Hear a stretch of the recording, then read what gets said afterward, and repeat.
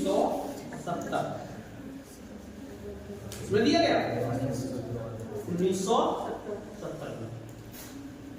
अगला क्वेश्चन,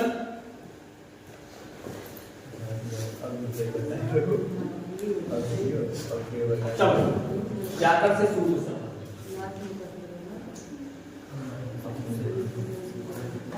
पार्वती पुत्र पृथ्वी। अब ये देखो पर्यायवाची जो क्रम दिया गया उस क्रम को समझना है। पार्वती किस क्रम पे है, पुत्र किस क्रम पे है और पृथ्वी किस क्रम पे है? कौन सा बी ऑप्शन? शिवा अवनि आत्मजा रुद्राणी नंदी उमा सुत सुधा और सुमन सुता वसु। कौन सा हो गया? बी। अब कैसे हो गया बी? क्योंकि पार्वती को रुद्राणी कहते हैं, पुत्र को नंदन कहते हैं, पृथ्वी को अवनि कहते हैं। यहाँ पर ये सही था कि पार्वती को शिवा भी कहते हैं, लेकिन अवनि पृथ्वी तो है, क्रम नहीं हो गया। पुत्र को आत्मज कहते हैं, आत्मजा हमारे पुत्री होती है, ये क्रम गड़बड़ हो गया। यहाँ पार्वती को उमा तो कहते हैं, पुत्र को सुत भी कहते हैं, लेकिन पृथ्वी का पर्यायवाची सुधा नहीं होता। अगला देख लो, सुमन ये पुष्प का होता है, सुता पुत्री होता है और वसुधा केवल एक मिल गया किसका? पृथ्वी का। तो तीनों विकल्प कहाँ मिल गए? वो विकल्प कौन सा है? पार्वती को रुद्राणी कहते हैं, पुत्र को नंदन कहते हैं और पृथ्वी को अवनि। तो कौन सा विकल्प है? विकल्प बी।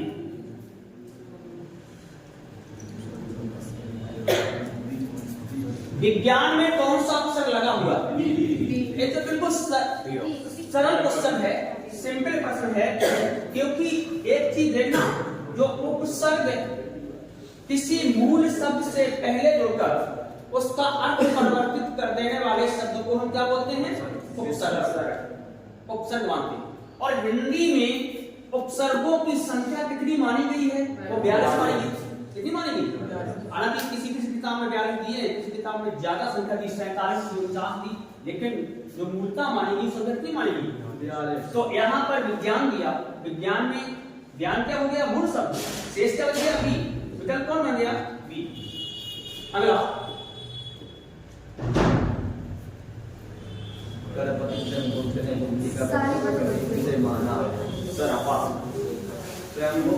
देखो ऐसा है यहाँ पर। अब इस चीज को समझ लो, आदिकाल का जब विभाजन हुआ, यहां से बात समझ लेना, आदिकाल का विभाजन हुआ और आदिकाल का जब विभाजन हुआ तो आदिकाल के 8 नाम, वीरगाथा काल, चारण काल, सिद्धसामंत काल, वीर काल, अनेकों अनेकों नाम हो गए। अब यहाँ आदिकाल में तुमने पहला काल पढ़ा होगा, दूसरा पढ़ा होगा, तीसरा, चौथा और पांचवा, इस क्रम को समझ सकते हो? बताओ आदिकाल का पहला समय कौन मान लिया गया? वीरगाथा। तो उसका अपर नाम हो गया, दूसरा नाम हो गया। आदिकाल का जो प्रथम से लेकर पंचम स्थान तक में पहला स्थान किसका था? किस समय का माना गया? नहीं माना। आधुनिक काल। ये काल विभाजन बात अलग हो गई। आदिकाल हो गया, सेकंड स्थान पर भक्ति काल हो गया, थर्ड स्थान पर रीति काल हो गया और चौथे स्थान पर आता है तो उसका नाम क्या होता है? आधुनिक काल हो गया। ये समझ रहे हो? तो ये सबसे पहले का काल मान लिया मैंने, आदिकाल। भक्ति काल के भी 2 पार्ट हो रहे, सगुण निर्गुण, फिर उसके पार्ट हो गए राम भक्त, कृष्ण भक्त, ज्ञानाश्रयी, प्रेमाश्रयी। रीत काल के भी तुमने 3 विभाजन पढ़े हो गए, रीत बद्ध, रीत मुक्त, रीत सिद्ध। ये अलग बात हो गई। ये आधुनिक काल में फिर काल हो गए तमाम, भारतीय है, जो वेदी युग है, शुक्ल युग है, शुक्लोत्तर युग है, प्रगतिवादी युग है, प्रयोगवादी युग है। मैं बात केवल आदिकाल की कर रहा हूं। तो कॉपी में सभी का लिखा हुआ है, ऐसा नहीं कि कॉपी ना लिखा है, नहीं लिखा।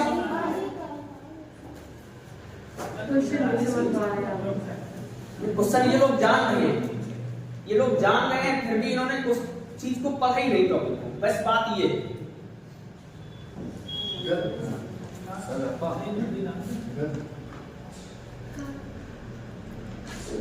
अरे कॉपी देख के पढ़ लेना।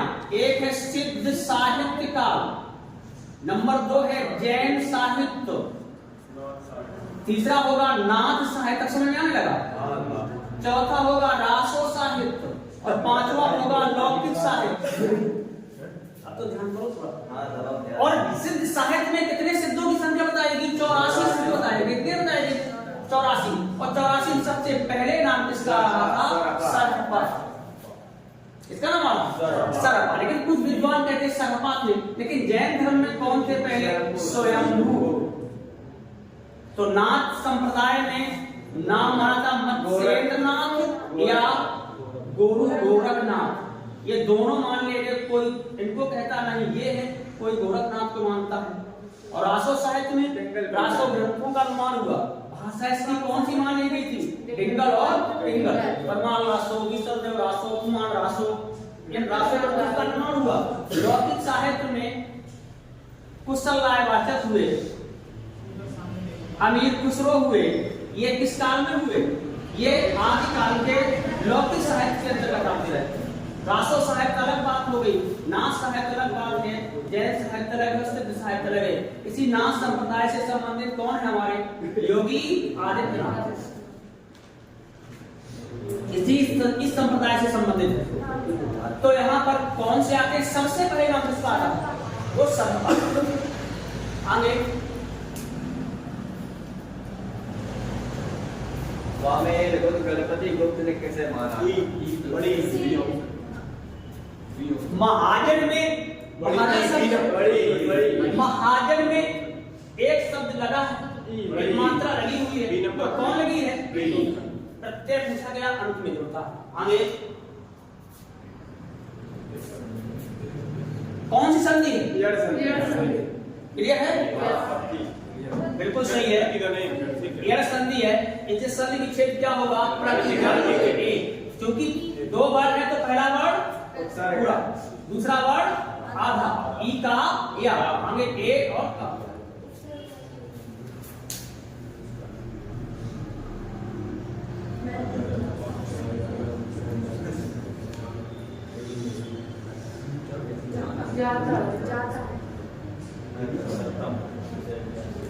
मैं घर जाता हूँ, इस बार भी सारी बढ़िया कौन क्या कह रहे? हलवा से लेट पहुंच रहे आज कॉलेज, पता नहीं क्या कारण। तो पहुंच जाओ 10 बजे यार, लड़कियां आ गई दूसरी बार। हाँ पहुंच जाओ, तो डिग्री आपका है ना?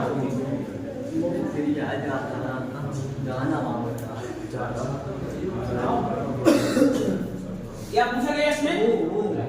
इसमें सहायक क्रिया कौन सी है? मैं घर जाता हूँ। मैं घर जाता हूँ तो बात दिया गया। सहायक क्रिया पूछी कि कौन है? जाता। केवल कौन होगी? जाता। नहीं, कौन होगी? अब देखो समझ लो। अब इस टॉपिक को समझ लो। किसी काम, जिस शब्द से किसी काम का करना या होना पाया उसी को क्या बोलते हैं? क्रिया। अब क्रिया के रचना या बनावट के आधार पर कितने रूप होते हैं? होते हैं 4। 1, 2, 3 और 4। और प्रयोग के आधार पर जो रूप होते हैं वो कितने होते हैं? 6। रचना के आधार पर 4। नंबर 1 होता है, ध्यान देना, प्रेरणार्थक क्रिया। किताबों पर ना ध्यान देना, न पता लगे कि लूसेंट तुमने पढ़ा उसमें कोई दूसरा चीज दिया गया। ठीक, पृथ्वीनाथ पांडे को पढ़ लिया तो दूसरा दे दिया गया। अब हम समझा रहे उसी को समझ लो, फिर किताब से और देखना, जहां तक हो फिर पूछे ना। नंबर 1 प्रेरणार्थक क्रिया। ठीक, नंबर 2 मान लिया मैंने यहाँ पर संयुक्त। नंबर 3 है नाम धातु और नंबर 4 है क्रिया। ठीक, यहाँ प्रयोग के आधार पर पहली पूर्ण सहायक क्रिया, नंबर 2 सहायक क्रिया, नंबर 3 सजाती क्रिया, नंबर 4 द्विकर्मक और नंबर 5 विधि और नंबर 6 अवरोध। अब इसको समझ लो पहले, इसके बाद में नोट कर लेना। इसको समझ लो, कॉपी से देख लेना क्या लिखा होगा उनका देख लेना। अब यहाँ जो पहली क्रिया है रचना के आधार पर कौन सी है? अरे जिस काम को करता स्वयं नहीं करता बल्कि वो काम किसी दूसरे, प्राइमरी स्कूल में देखा है, एक बच्चे को खड़ा कर दिया, पढ़ाना चाहिए सर को टीचर को, लेकिन टीचर को ना टीचर नहीं पढ़ाते हैं, जैसे टीचर ने पढ़ा दिया, फिर एक बच्चे को खड़ा कर दिया, अब तुम पढ़ाओ आ ई 1 2 3 4। हाँ, छोटे बच्चे को छूना नहीं पड़ेगा फिर। अब अध्यापक नहीं पढ़ाते हैं, बच्चे पढ़ा रहे हैं, तो ये काम क्या है?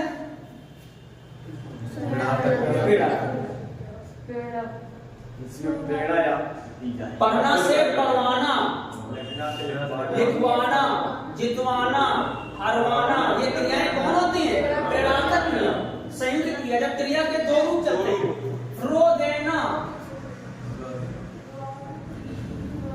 चल देना, गिर पड़ना, देखना, दो क्रिया, गिरना, पढ़ना, चलना, देना, रोना, देना, डबल क्रिया, दो क्रिया। और नाम धातु, संज्ञा सर्वनाम विशेषण से बनने वाली क्रिया को क्या बोलेंगे हम? नाम धातु। जैसे अपना से अपनाना। बिल्कुल सही, ये सर्वनाम से बन गया, अपना सर्वनाम है, अपना से अपनाना बन गया, तो लाद से दरियाना, तो बाद से हाथ से किसमें जाएगा? और क्योंकि क्रिया का रूप कहां से बनता है? धातु से। धातु से किसका निर्माण होता है? क्रिया से। जैसे पठ में अगर हमने ना जोड़ दिया तो हो गया पढ़ना, चल में ना जोड़ दिया गया तो चलना। धातु में ना जोड़ने से ही क्रिया बनती है। यहाँ कृदंत क्रिया में कृत प्रत्यय के योग से बनने वाली क्रिया को क्या बोलते हैं? कृदंत क्रिया। जैसे चलता, दौड़ता, भागता, अंत में क्या जोड़ता जाता है? अरे क्रिया तो पढ़ना है, ध्यान देना पहले मेरी बात पर। क्रिया क्या है? पढ़ना है। लेकिन मैं अगर ये लिख दूं राम पुस्तक पढ़ना है, राम पुस्तक पढ़ना है, बात हमारा कैसा है? सही होगा कि गलत होगा? गलत होगा। क्यों? कृदंत क्रिया लगी है, कृदंत क्रिया के द्वारा ना का क्या बना है? तभी तो कृदंत क्रिया लगी। अभी तो हो गया तो किसके आधार पर? ये हो गया रचना के आधार पर। अब रचना के आधार के बाद में देख लो, अगला पॉइंट आता है कि प्रयोग के आधार पर कितने पार्ट दिए गए हैं? 6। पहली कौन सी? पूर्वकालिक। पूर्वकालिक का मतलब क्या होता है? जब कर्ता एक हो और क्रिया वो कितनी कर दे? 2। जो पहली क्रिया पूर्व हो चुकी होती है उसमें हम पूर्वकालिक का प्रयोग करते हैं। जैसे राम नहा कर सो गया, एक क्रिया कौन सी थी? उसने कर दी पूरी। पहली क्रिया उसने कर दी, नहा लिया, और फिर दूसरी क्रिया करने लगा सोने की। एक क्रिया पूरी करके दूसरी कर दिया। जैसे वह पुस्तक पढ़कर घर जाता है, तो पहली क्रिया उसने क्या की? पुस्तक पढ़ी, और दूसरी क्रिया क्या करने लगा? जाने लगा। तो ये पहली क्रिया पूर्व होती, तभी दूसरी क्रिया शुरू होती। पहली क्रिया को क्या नाम देते हैं? पूर्वकालिक क्रिया। सहायक क्रिया, मुख्य क्रिया की सहायता करने वाली क्रिया को सहायता करते हैं। तो अंग्रेजी पढ़ा होगा, एक हेल्पिंग वर्ब पढ़ा है, तो वही हेल्पिंग वर्ब है। जैसे यहाँ पर सोना मुख्य क्रिया और गया सहायक क्रिया, यहाँ पर जाना मुख्य क्रिया और है सहायक क्रिया। वही तो था कि ये है सहायक क्रिया, जाना क्या हो गई? ये मुख्य क्रिया है। घर क्या हो गया? ये कर्म हो गया। मैं क्या हो गया? मैं कर्ता हो गया। बात तुरंत क्या कर गया? अच्छा, सजाती क्रिया क्या होती है? एक जात की क्रिया जब चलने लगा उसको क्या बोलेंगे? सजाती क्रिया। जैसे राधा अच्छी लिखाई लिख रही है, लिखाई और लिखना। तो कर्म किसे कहते हैं? जब कर्ता एक हो, क्रिया एक हो, कर्ता एक हो, क्रिया एक हो, कर्म 2 हो। क्या बोलेंगे उसको हम? और विधि क्रिया आज्ञा पालन का बोध होता है। दरवाजा बंद कर दो, चुपचाप बैठो, आदेशात्मक बात हो रही है। और अपूर्ण क्रिया का मतलब होता है जिससे क्रिया का कोई रूप ज्ञात नहीं होता। स्वामी विवेकानंद थे, कौन थे? क्रिया का रूप जब अपूर्ण रहता है वहां कहते हैं अपूर्ण क्रिया। नहीं बात समझ में आई? तो कोई क्रिया संबंधित कोई क्वेश्चन आएगा तो गड़बड़ नहीं होगा। ये तो चलो सरल क्वेश्चन था, सहायक क्रिया पूछी गई, कोई कठिन बात आ जाए तुरंत तो ये करना है कि इसमें क्या पूछा जा रहा है, कैसा उसका आंसर देना। चलो आगे। राष्ट्र में लगने पर क्या होगा? अब देखो राष्ट्र में अगर हम सी और या लगा देंगे तो क्या बनेगा? राष्ट्रीय। अब देखो एक चीज और है, रा को कितने प्रकार से लिखा जाता है? चार। एक तो यही प्रकार था, ये लिखा राष्ट्र, एक ऐसा हो गया, एक ऐसा हो गया, एक ऐसा हो गया। प्रकार लिखते हैं।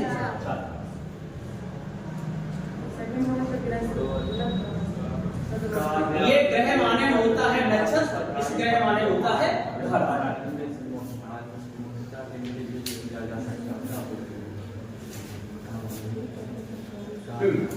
कार्यालयी पत्र के अर्ध सरकारी पत्र व्यवहार में से मुक्ता किनके बीच किया जाता है? कार्यालय का पत्र हो और अर्ध सरकारी पत्र। ए ऑप्शन है। तो शासकीय अधिकारियों के बीच किसी एक परिवार दूसरे परिवार में अध्यापक और छात्रों के भी आपसी घनिष्ठ समझौते, तो सीधी सी बात है शासकीय अधिकारियों के बीच का कार्यालय संबंधित एक परिवार में दूसरे परिवार के बीच कार्यालय से संबंधित क्या था? या अध्यापक और छात्र के बीच में कार्यालय या सरकारी पत्र व्यवहार आपसी घनिष्ठ संबंधियों के बीच में भी उसका कोई औचित्य नहीं है। आगे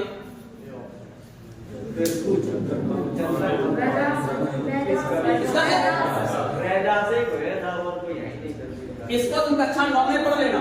इनका पाठ ही दिया गया पूरा रैदास का। रैदास का मूल नाम क्या मान लिया गया था? रैदास का मूल नाम रैदास, रचना से रविदास। और ये प्रसिद्ध जो हमारी कवित्री हुई है ये कौन थे? मीराबाई के गुरु माने गए। और उन्हीं का है प्रभु जी तुम चंदन पानी। तो ये 9th 10th में इनका एक पाठ चलता है वेदास का, उसका शीर्षक भी यही था, प्रभु जी तुम चंदन।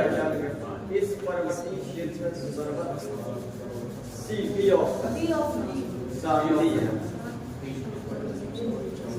बिल्कुल विकल्प कौन सा सही हो गया? इस पर्वतीय क्षेत्र में सर्वत्र शांति। सर्वत्र माने क्या होता है? सब जगह। ये क्वेश्चन जल्दी समझ आ रहा है। देखो अब क्वेश्चन कहां से आया, अब समझ लो, इस टॉपिक को समझ लो। अब ऐसा क्वेश्चन आ गया तो समझ लो शब्द किसे कहते हैं? शब्द किसे कहते हैं? दो वर्णों से, वर्णों के मेल से शब्द के कितने टाइप होते, कितने प्रकार होते? शब्द के कितने प्रकार होते?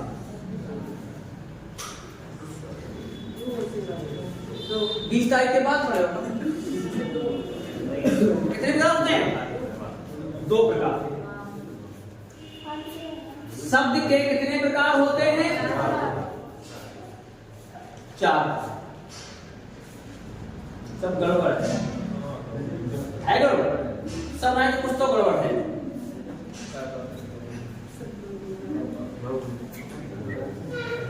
जब शब्द के 4 प्रकार हैं, पहला होगा अर्थ के आधार पर, दूसरा होगा इसके रचना के आधार पर, चलो तुम्हारी बोल रचना के आधार पर, तीसरा अच्छा कॉपी रखे हो, कॉपी रखे हो, तीसरा होगा उत्पत्ति के आधार पर और चौथा होगा रूपांतर के आधार पर। ये 4 टाइप होते हैं।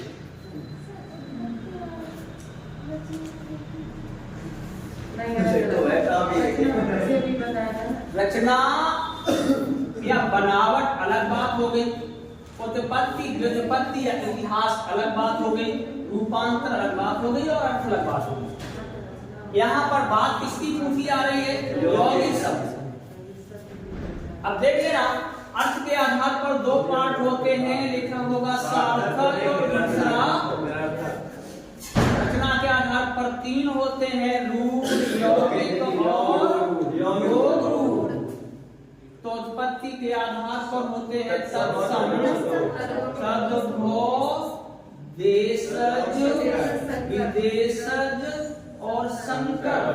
तो रूपांतर के आधार पर दो होते हैं विकारी और अविकारी शब्द। ऐसे देख लो तो याद आया। अब पेपर वाला नहीं दे रहे हैं मेरे समझ से क्या है, शब्द के विकारी अविकारी प्रकार हो सकता है आपको इस प्रकार से नहीं दिया जाएगा तो तुम्हें याद आ जाए, तुम्हें तो पहले से याद करना है उसको। ठीक है, तो यहाँ पर जो यौगिक रूढ़ का मतलब होता है ऐसा शब्द जिसका हम खंड या टुकड़ा, खंड या टुकड़े ना हो, ऐसे को हम क्या बोलेंगे रूढ़ शब्द। यौगिक शब्द का मतलब होता है जो शब्द दो या दो से अधिक शब्दों के मेल से बनते हैं उनको हम क्या बोलते हैं यौगिक शब्द। योग रूढ़ शब्द क्या होता है, जो अपना मूल अर्थ छोड़ करके किसी विशिष्ट अर्थ को देता है उसको हम क्या बोलते हैं योग रूढ़ शब्द कहते हैं। तो यहाँ पर योगी ध्यान देना, पंकज योग रूढ़, परम औषधि मुरलीधर पुस्तक। अब यहाँ पर मुरलीधर और पंकज ये दोनों योग रूढ़ है, पुस्तक रूढ़ है और परम धन औषधि यही तुम्हारा यौगिक शब्द है। फिर एक बात सुनो, मुरली को धारण करता है जो अर्थात कृष्ण, बहुब्री समास योग रूढ़ शब्द। कीचड़ में जन्म लेता है जो अर्थात बहुब्री समास। और परम धन औषध, परम धन औषध। अब देखना दो शब्दों को मिला करके बना दिया गया तो कौन बन गया यौगिक। रूढ़ कौन है यहाँ पर, पुस्तक। तोड़ देंगे तो खत्म मंडी। तो समझ रहे हो, रूढ़ का मतलब है कि जिसके हम खंड और टुकड़े ना कर सके। यौगिक का मतलब है दो शब्दों से मिलकर के बने और योग उस शब्द का करता है इसका कोई अन्य अर्थ निकले उसको हम क्या बोलते हैं यौगिक। चलो हालांकि तुम लोगों को टाइम नहीं मिलता होगा क्योंकि विषय कठिन है, गणित है, रीजनिंग है, जीके जीएस है, तो उन पर थोड़ा विशेष ध्यान दीजिए। हिंदी को बाद में पढ़ लेना। हाँ, जब अभी टाइम नहीं तो इसका ये सरल है तो उसको बाद में देख लेना। लेकिन सर्दी भी थोड़ी पड़ रही है, मार्च में सर्दी कम पड़ेगी।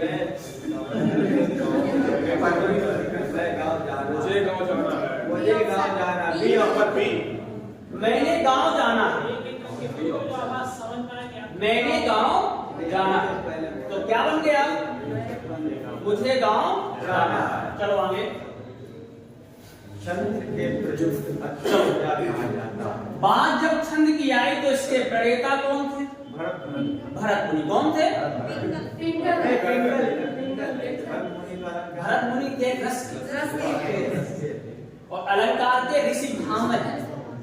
छंद की डेफिनेशन होती है अक्षर, अक्षरों की संख्या, मात्रा, मात्रा गणना, यति, गति आदि नियमों से नियोजित पद रचना छंद कहलाती है। अब नेक्स्ट शब्द बोल दिया यति और गति। यति माने क्या होता है रुकना, और गति माने क्या होता है चलना, और एक यति माने क्या होता है, यति माने होता है योगी, और एक गति माने होता है स्थिति। गति माने क्या होता है स्थिति। तो यहाँ योगी और स्थिति नहीं है, यहाँ क्या है रुकना और अक्षर, अक्षरों की संख्या, मात्रा, मात्रा की गणना, यतिगत आदि नियमों से नियोजित पद रचना क्या कहलाती है। अब देख लो छंद कितने प्रकार के होते हैं, पूरा टॉपिक देख लो। जो क्वेश्चन आ गया छंद से तो पूरा छंद ही पढ़ लो एक बार। छंद के कितने प्रकार होते हैं,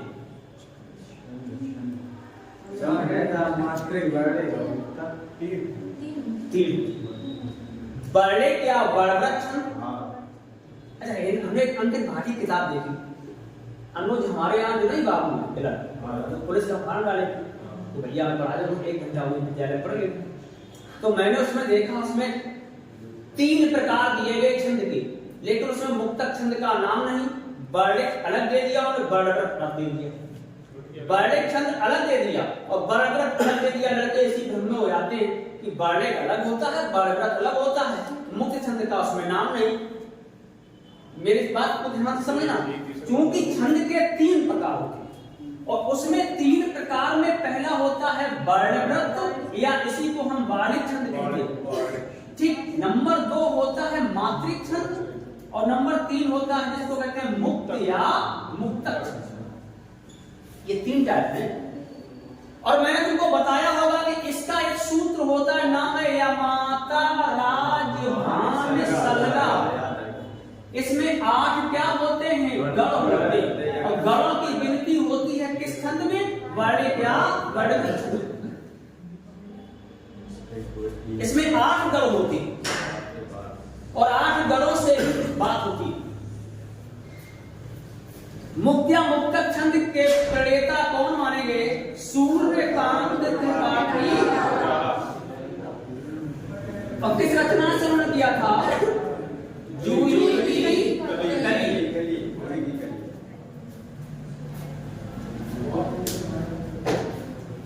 अब बचा मात्रिक छंद, ठीक।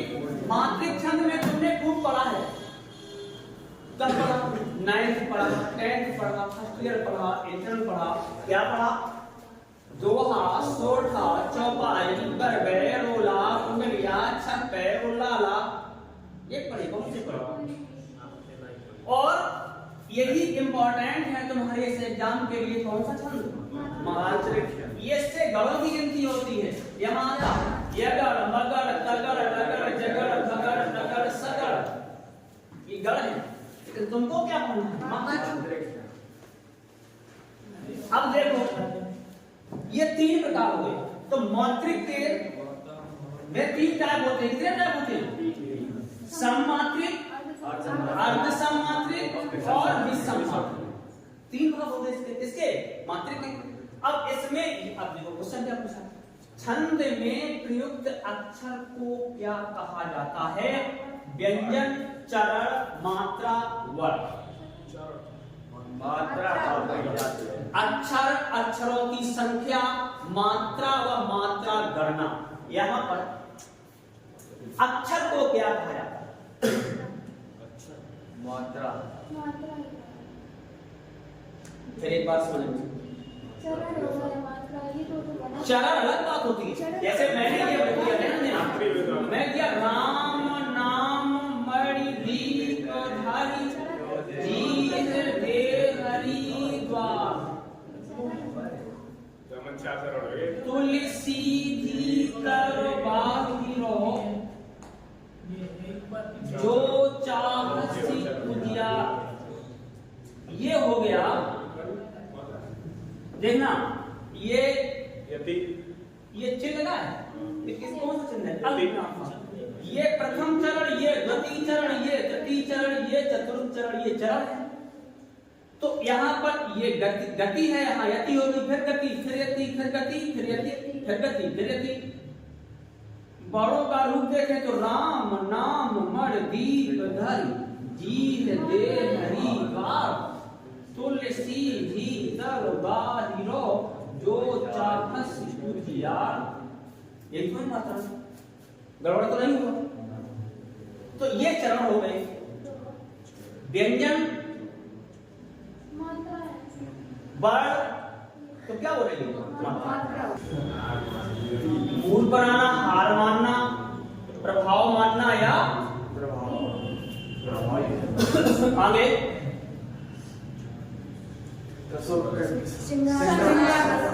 किसको कहते हैं? श्रृंगार को रसराज कहा जाता है। अब श्रृंगार के बाद में जो रसों के प्रणेता कौन मानेंगे?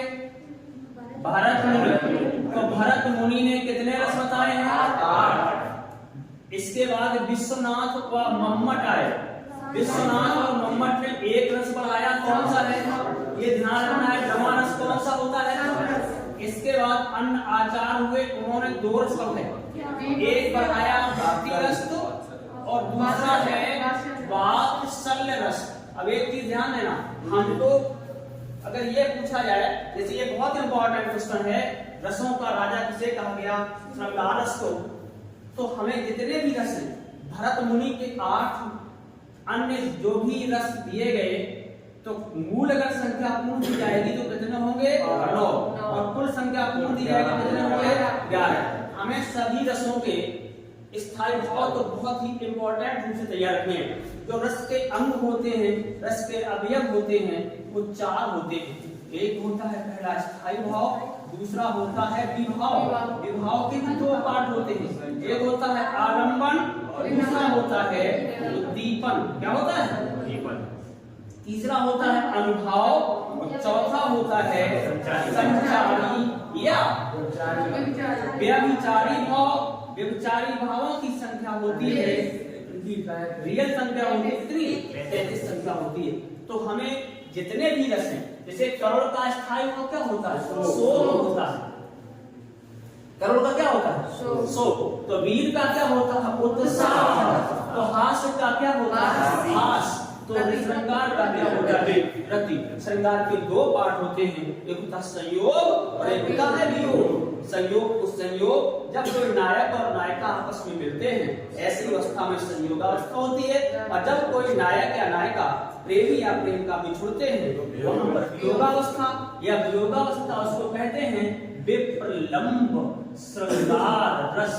विप्रलंब कहें या इसी को हम क्या कह सकते हैं? वियोग कह सकते हैं। मिलने की अवधि को संयोग, बिछुड़ने की अवधि को वियोग।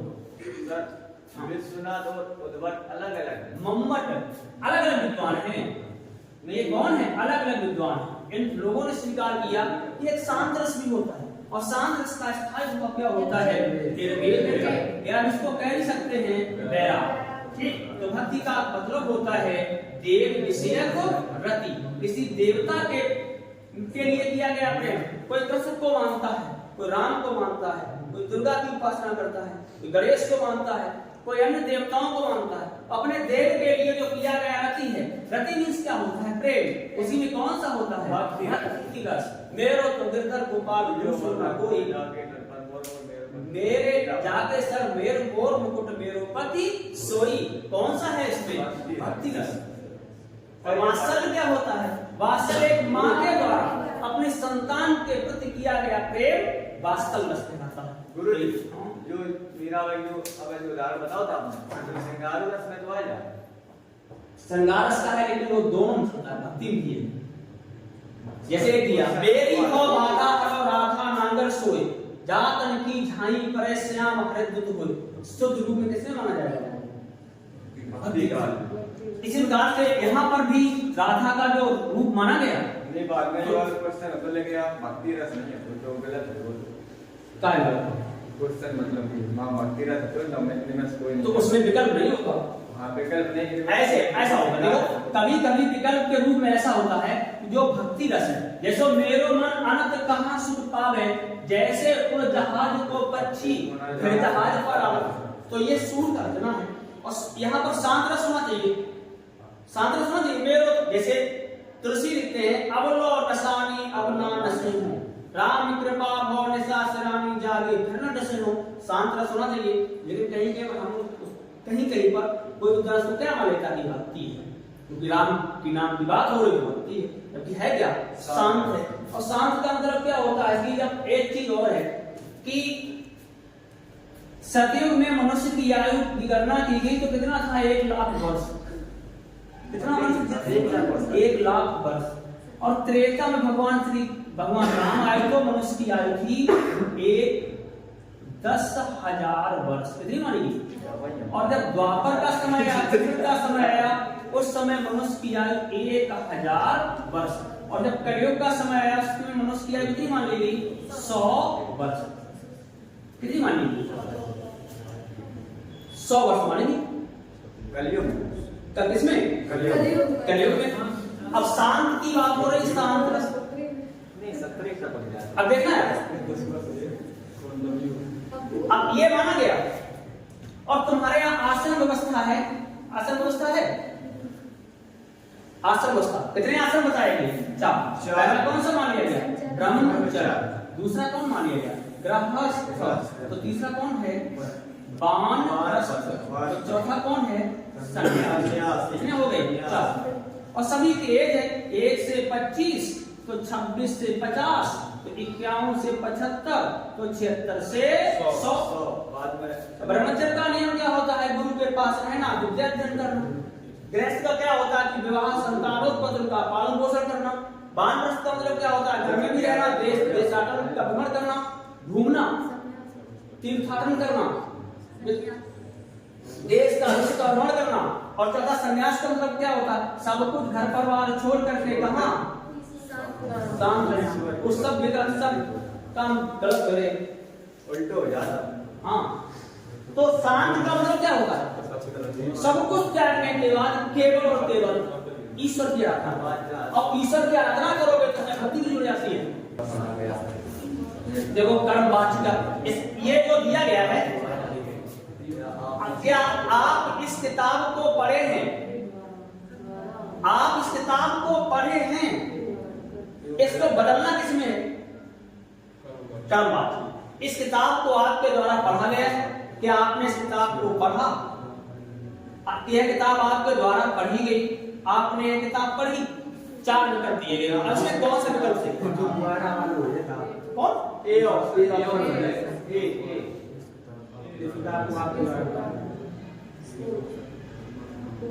और सब 810 कुमार ए ऑप्शन अब ये गलत हो गया, विकल्प बी गलत है। क्योंकि इसमें क्या लगा? हमें कुछ समाज नहीं लगा।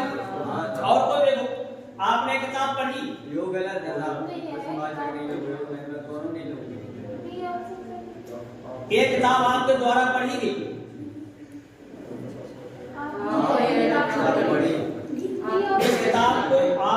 इस किताब को आपके द्वारा पढ़ा गया।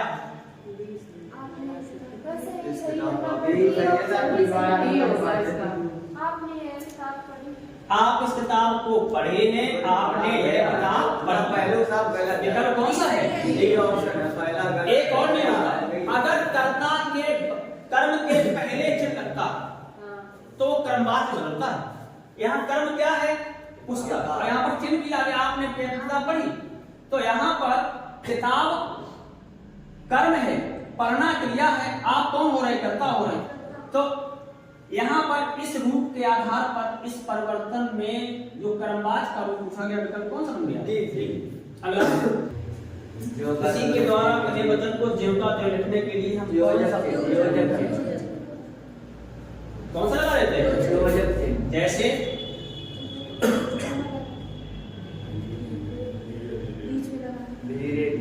जीवता त्यों है राम राम। तो धीरे धीरे के बीच में कौन सा लग गया?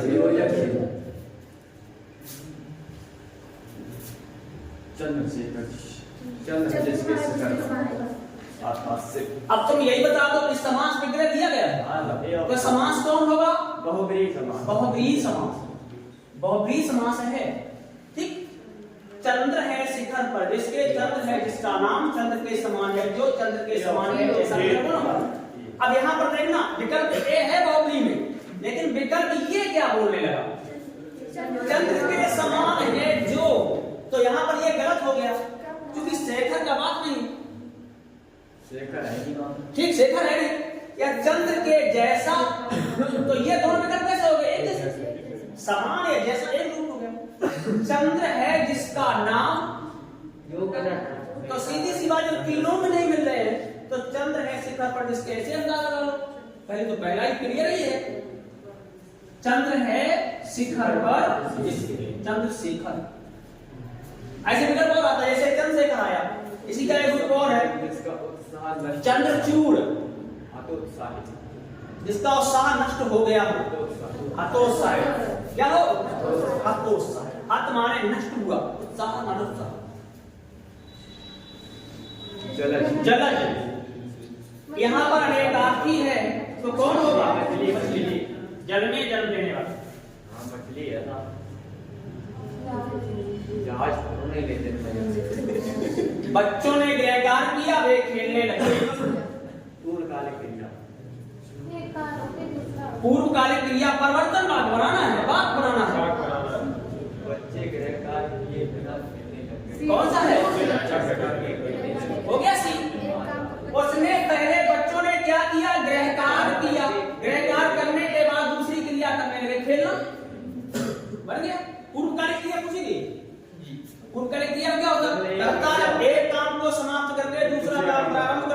तो पहले वाली क्रिया को हम पूर्वकालिक क्रिया। अभी जब आपने बताई थी शुरू में। हाँ वही संबोधन कौन सा है? संबोधन। चुटकी लगा है संबोधन का। आगे क्या हुआ? बच्चों ने खेल खेला, ये तो भूत है। क्या है? ये भूत है। बच्चों ने खेल खेला, भूत है। करना किसमें है? तो डी हो गया। तू भविष्य के बारे में पूछ रहे हैं तो बच्चे खेल बस।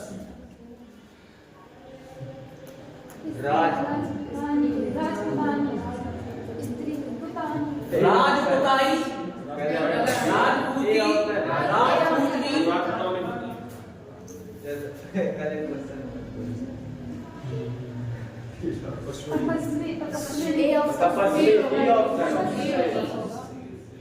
देखो एक, अगर हम तपस्वी कहते हैं तो ये तो रूप वो तपस्वी का है, तो विकल्प कौन सा है? सही है।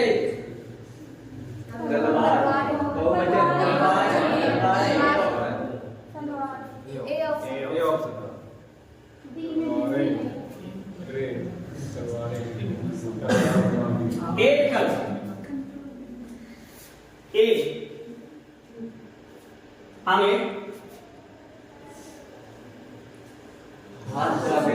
किसके प्रकार स्वर्ग किसके प्रकार होते हैं? स्वर के 3 होते हैं। एक ह्रस्व, या इसको कहते हैं लघु, दीर्घ, या कहते हैं गुरु। एक होता है विरोध, इसको कहते हैं एक मात्रिक, ये होता है द्विमात्रिक, ये होता है त्रिमात्रिक। एक मात्रो भवेत ह्रस्वो, द्विमात्रस्तु दीर्घोच्यते, त्रिमात्रस्तु प्लुतो देयो। व्यंजनम च अर्धमात्रिकम सूत्र होता है इसका। एक मात्रिक ह्रस्व होता है, द्विमात्रिक दीर्घ होता है, प्लुत त्रिमात्रिक होता है, और व्यंजन अर्धमात्रिक होता है। त्रिमात्रा होती है व्यंजन में आधी मात्रा। तो यहाँ पर ह्रस्व और दीर्घ किसके उदाहरण होते हैं? स्वर। कौन सा उस व्यंजन है? कौन सा है? सा सा सा सा हा होता है। आगे संज्ञा जोड़ी सही संज्ञा और उससे बनने वाले है पक्ष और पाक्षिक। कहाँ चलो? सर डी नहीं लग रहा सर। दीदी जोड़ी में से कौन सी जोड़ी सही संज्ञा से बनने वाले विशेषण शब्द की है? संज्ञा और उससे बनने वाला विशेषण कौन सा?